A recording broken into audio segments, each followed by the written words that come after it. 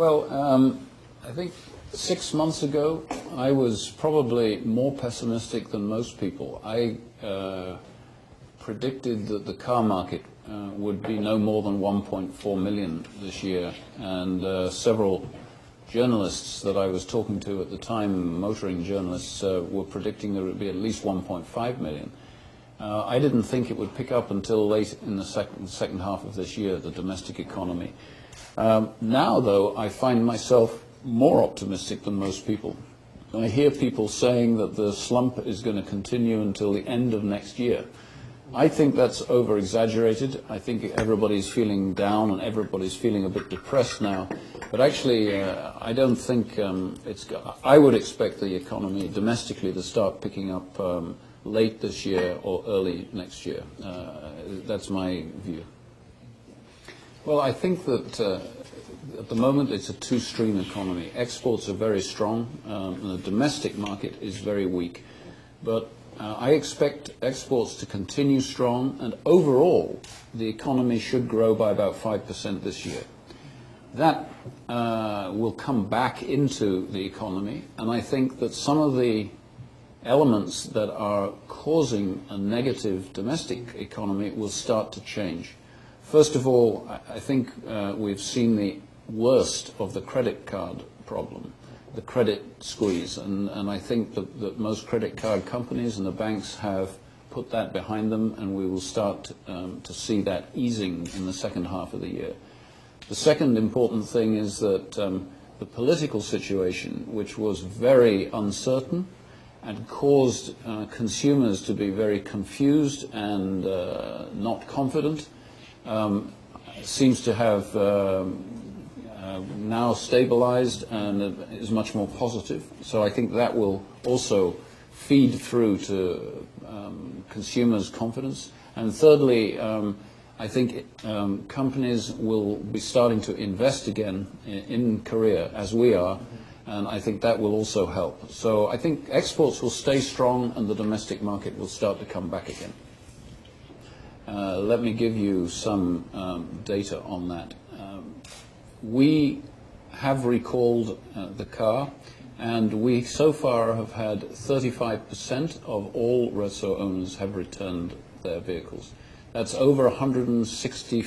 It's about 164,000 people have brought their cars back.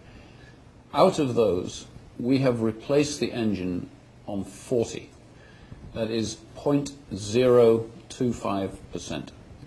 We have on another 0.2%, we have made some changes to the engine itself, the short block, and on all of the rest, so well over 99% of the cases, there is no damage to the engine. We have made the change to the engine control module that we said we would do, and the cars are now running fine. Frankly, if anybody has got any problem with the engine itself, we have said we will change it, and we have changed it. There are some people who made a big campaign about this to begin with, and I suppose they are probably disappointed that the company didn't go bankrupt or didn't have more severe issues, because that seems to be all they're interested in. But I would, rather than them go to court, why don't they bring their cars back and have them inspected, and if there's anything wrong with the car, we'll be quite happy to fix it. Of course we are trying to make up the weak domestic market with exports. So is Hyundai, so is Kia. That's the obvious thing to do, is to keep people employed, to keep sales, is to try to, if there's a weak domestic economy, you don't give up. You try very hard to sell in the export markets. We certainly have not given up on the domestic market. As I said, our share in the segments we're competing has increased from 20 to 25%, and we are now number 2 in those segments. We have overtaken, we're higher than Renault Samsung, and we've now overtaken Kia, and we're second to Hyundai in the domestic segments that we compete. The investment plan is 1.7 trillion. First of all, we have, as I've mentioned, a couple of two particularly important gaps in our portfolio. One is an SUV, and that is the fastest growing segment in the Korean domestic market is SUVs, and Daewoo did not have an SUV. And because of its financial troubles, it had stopped investing in product. We are now developing a brand new SUV for the Korean market and for export markets. The next area of major investment is in the powertrain area, which is engines and transmissions. First of all, we are developing a completely new state-of-the-art diesel engine family, and we are also building a plant to manufacture that engine here in Kunsan. And we are also just starting to develop a completely new family of automatic transmissions for our cars, and we will again manufacture that in Korea, in Boryong, and that will replace imports from Japan. As well as that, we are investing more in our design center in Bupyeong and also in our engineering center in Bupyeong to upgrade the facilities there.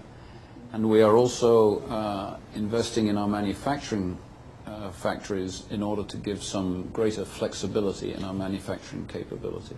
My recollection is that we have hired back now over 800. We've hired some more back this year. So it's a little bit over 800. We also believe of the 1,725, there's probably around 300 or 400 who don't want to come back. So that leaves a number of something around 400 or so.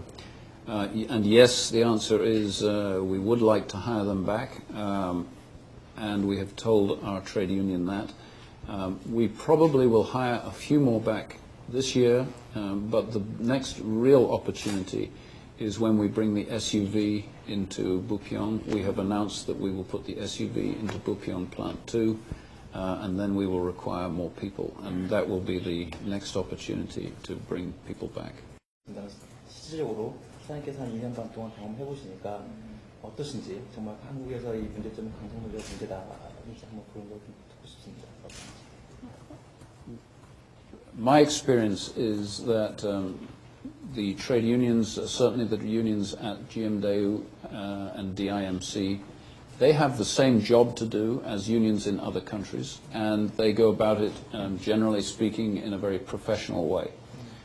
We have had no problem with dealing with the trade unions in Gm대우. We make a lot of effort to build a relationship with them. We communicate with them a lot. We tell them our plans, and we try to identify some common goals, some common objectives. And I think if you do that, you get the right sort of response. Personally, when I talk to overseas investors, I encourage them to come and invest in Korea, and I try to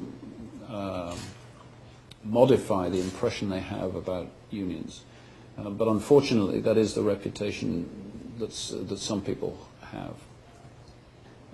But probably in other countries, the arguing and the discussion is done more inside a room, whereas in Korea, trade unions tend to like to make a big demonstration with color and bands and these sort of things. And that looks to a foreigner like great militancy, but actually it's no different than what's happening in